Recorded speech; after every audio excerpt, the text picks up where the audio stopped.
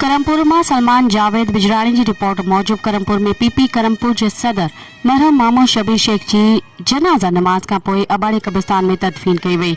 जनाजे नमाज में साबिक MPA सरदार मीर महबूब अली खान बिजराणी, इनायत हुसैन खान बिजराणी, सैयद रखियल शाह बुखारी, सदर तालका तंगवाणी, हैदर अली डाहानी, TO सेकेंडरी तंगवाणी, उस्ताद अली बिलावल नंदवाणी, उस्ताद निहालुद्दीन मलक, जहूर अहमद लाशारी, सहाफिन सनाउल्ला बिजराणी, जावेद उस्मान बिजराणी, गुलाम यासीन जाफरी, उस्ताद फैज मोहम्मद बिजराणी, शाहिद हुसैन नसीरानी, सैफुल्ला बिजराणी, हुसैन बख्श चोलियाणी, सारंग बेड़, खालिद हुसैन माको, अब्बास अली सूंगरो समेत मरहम के वेझे दोस्तन मुख्तलिफ धुरिन के अगवानन, कारकुनन, शहरन, इलाके वासिन ऐं मिटन माइटन वडी तादाद में शिरकत कई।